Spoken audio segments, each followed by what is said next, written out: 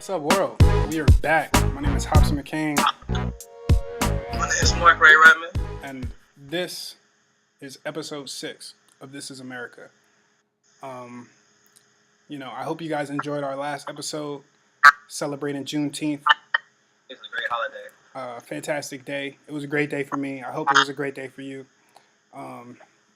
Today, we're going to be talking about economics.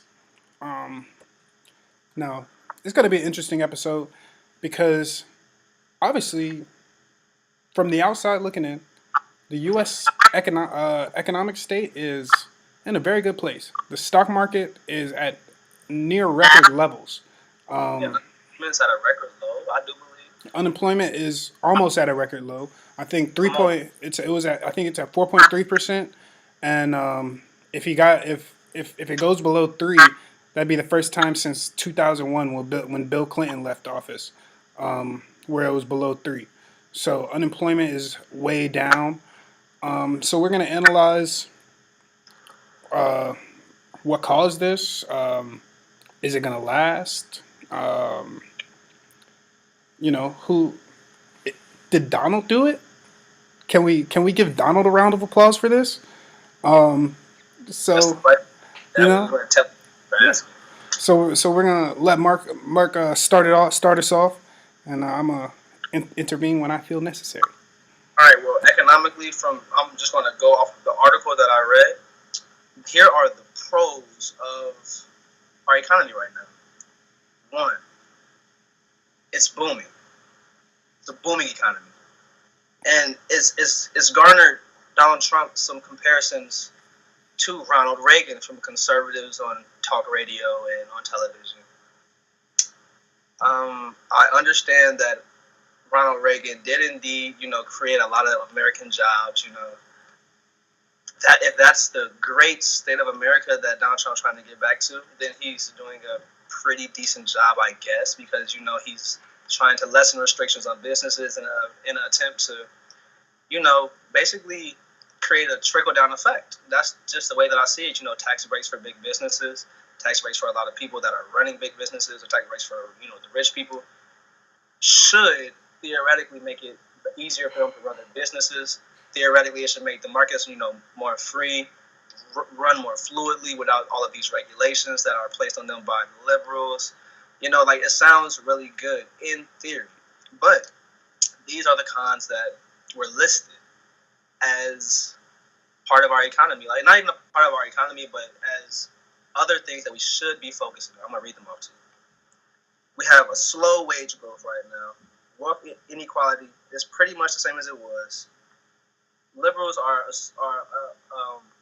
are accusing the conservatives of pointing to the economy to distract us from the fact that Donald Trump is unfit for office. Is the median household incomes are depressed at the moment. Life expectancy is declining. Interest rates are rising, and birth rates are declining. Now, those might not sound important as far as the economy goes, but once again, in capitalism, you have to understand that for the economy to run smoothly, you need workers. And among the workers, the median household income is declining. It's depressed. Birth rates are declining. People are having less kids. People are dying sooner because people are being worked death, and they have to focus on work more than anything else. And I'm not saying that it is Donald Trump's fault, because he didn't create capitalism. He just is a businessman. He understands how capitalism works to an extent from the perspective of a businessman, not from the perspective of a worker. Because, once again, he was never a worker. His dad was never a worker. His grandpa was never a worker. They don't understand the working class citizens that make up the majority of their base, which is ironic to me. And it's different.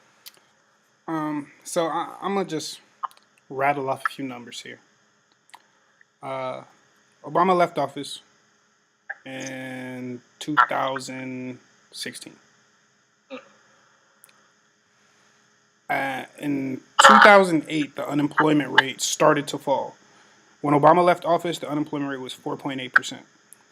Now the unemployment rate is 4.3%. So um, Brazil. it was going down when Donald Trump got into office, and it has continued to go down. So good job, Donald Trump, for not letting the decline of unemployment rates stop. Good job. Can't. That's all you can ask for is for it to continue to drop. Yes, continue to drop. So All you can ask for. good job. Well, that's a thumbs up for me. Um, Wages are up 2.5%, but that is lower than 2.9% in 2016. This is overall wages. Mark said the median income is depressed a little bit. That is true, but overall, yeah, median household income.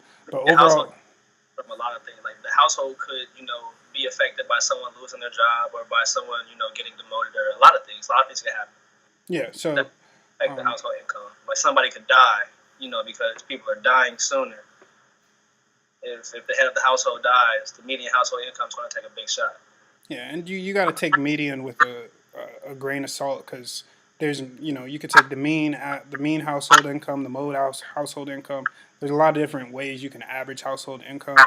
Median is the middle. So the middle, right in the middle, everybody is depressed right now.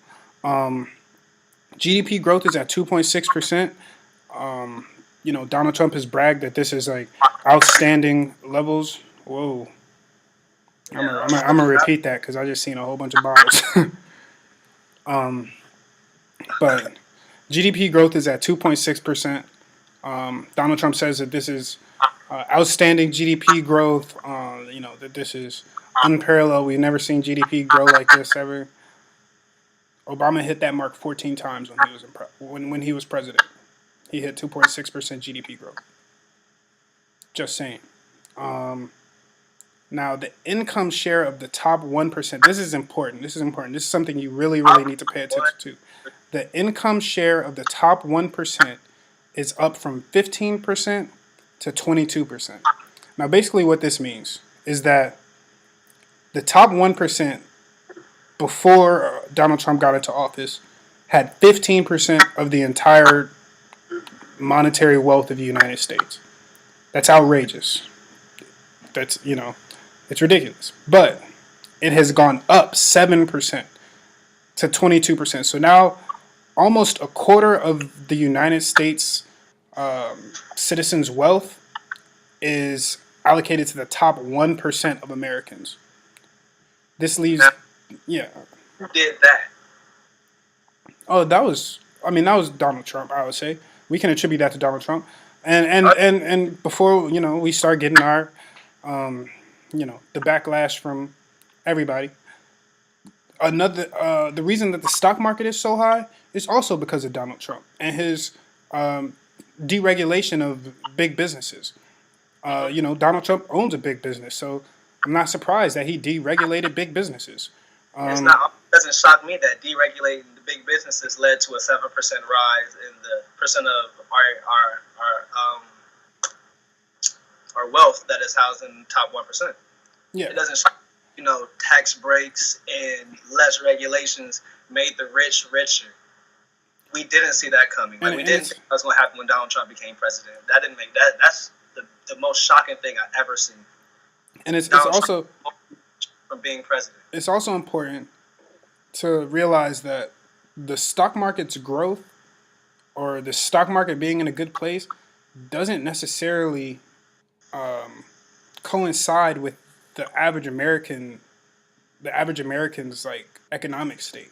So if the stock market is way up, then that means that people who are investing in the stock market are doing well. People who own big shares in the stock market are doing well. But the average American who doesn't do that, maybe they should. Everybody says, "Oh, you should invest your money. You should invest your money." But Got those. yeah, people have money, people have bills to pay. People have things to do.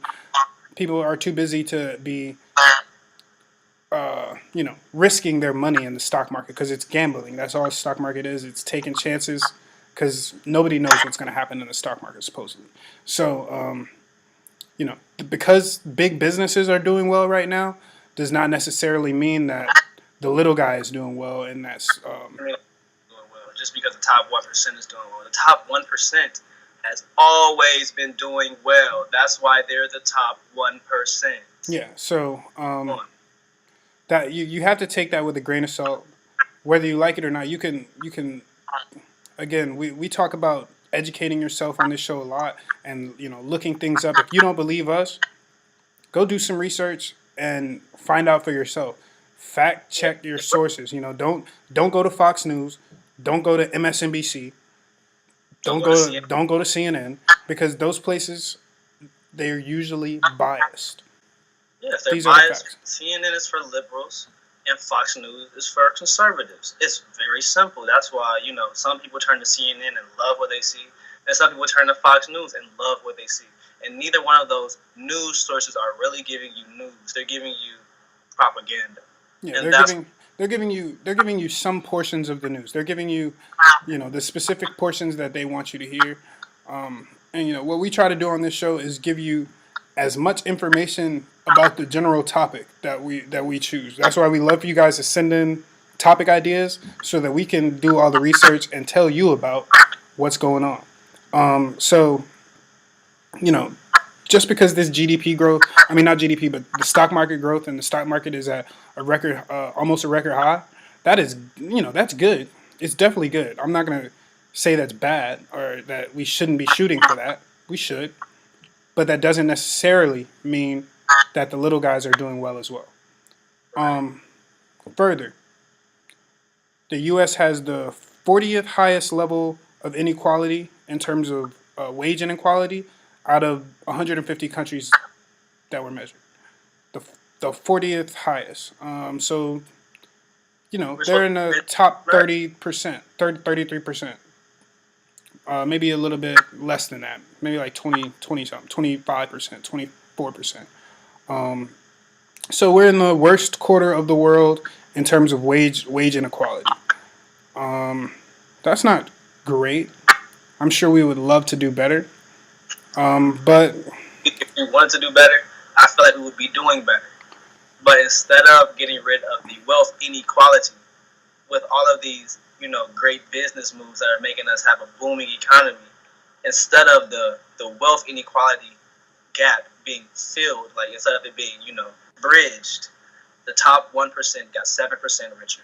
And let's recognize that we can't. Yeah, no. Well, let's not even attribute it to Donald Trump, because just like you said, Donald Trump is a businessman. Donald Trump understands how capitalism works. Capitalism as a system requires poor people for there to be rich people. Exactly. So yeah, and work for yeah. So the rich people, if they want to get richer, that means they're taking more of the United States wealth away from the rest of America, which means that the poor are going to get poorer and the rich are going to get richer. That's where that saying comes from, because it's facts according to capitalism, right? every pyramid scheme, in a sense. Like, it's a pyramid. That's how every business is built. Yeah, at the top, you have people like Donald Trump, and at the bottom, you have people that work at the front desk. It's just like there's a difference in your clout in the business. Yeah. So and we're not saying that conservatives are saying that Obama didn't do anything. Conservatives attribute the long and durable recovery from the recession, but no, not the depression, but the recession. So Obama, they attribute his stopping of the recession, and then they attribute the growth to Donald Trump. And the stock market growth, yes. He had a hand in that. Unemployment, maybe a little bit. He continued it. Yeah, he didn't mess up. He continued it. That's so all. You can't. I'm not. Bashing for not making it drop faster. You can't. Brother. Yeah. As long as you're dropping, good job, Donald. You did what you were supposed to do as the president of the United States. And another thing that conservatives argue is that Trump has tried to reverse as many Obama era economic policies as he possibly could, and as many Obama era policies in general as he possibly could, and we're still seeing this growth in the stock market and this drop in unemployment. So does that go to show that Donald Trump's policies are better, or are we still seeing residual effects from Obama's policies?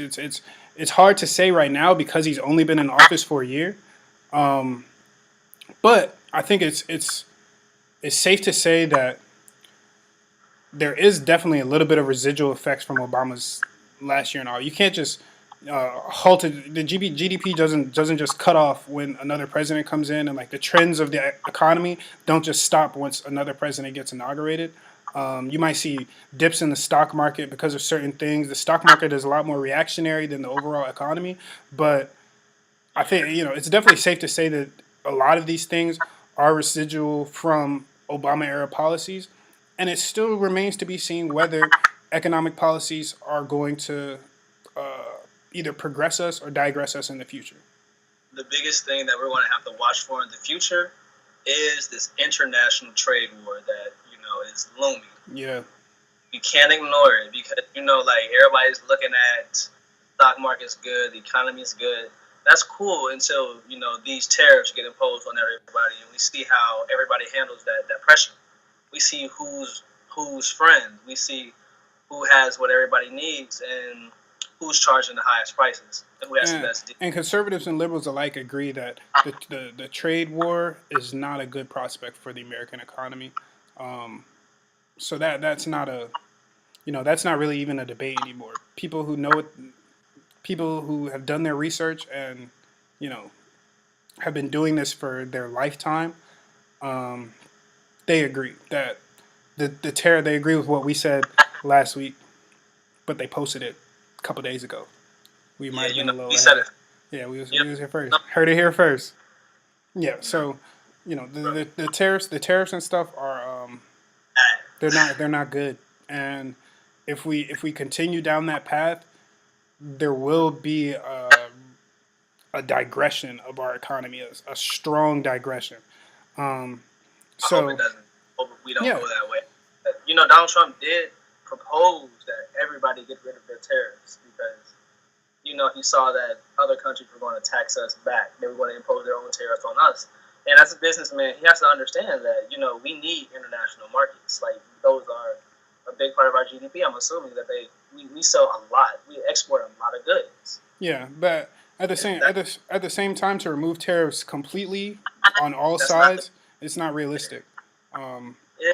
It's a lot easier to produce cheaper products overseas. So if we get rid of all of the tariffs, then we would just have foreign products all over the United States, more than they already are now, and they would be a lot cheaper, and they would be flooding the market. That's like saying removing sales tax from stores. Just take out all sales tax. I mean, yeah, that would be cool in in theory, but businesses wouldn't. Yeah, businesses wouldn't like that, and eventually it would come back. The prices would skyrocket because the way that would go if Donald Trump gets rid of all of the tariffs and the other companies like from overseas are bringing products over here extra cheap, the American jobs are going to leave and go overseas so that they can match the production value that they were getting from the Chinese companies or the whatever companies. And that's the only way that's going to go to me. For the American business to be able to sustain themselves, they have to cut costs some way. And the best way for them to cut costs is to cut production costs by moving their businesses overseas, somewhere where they can produce them for a lot cheaper and, bring them over here with no tax and sell them for the same price as their competitors. Either that or laying off employees. Small would really be hurt from that because they don't have the funds to move overseas and they have to have their goods be a lot more expensive. It's a slippery slope. And that's what I'm saying. It's like you said, it's either the moving overseas, laying off employees, or raising their prices. So those are really the only options that companies will have. So, with that, we're going to close off the economic segment this week. We don't think that Trump is doing bad. That's not what we're saying. He's not. He's trying. He's doing it best. He's doing the same thing that other presidents do. He's just a businessman, got a different background. So he looks at things a bit different. So it remains to be seen how his policies are going to take effect in the next few years. If he's going to hold on to this trade war that he's been bluffing about for a few weeks. Hopefully he's been bluffing about, because if it happens, it's not going to be looking good for us. But anyway, we're tuning out. Thank you guys for tuning in. Like, share, comment, subscribe, all that great stuff.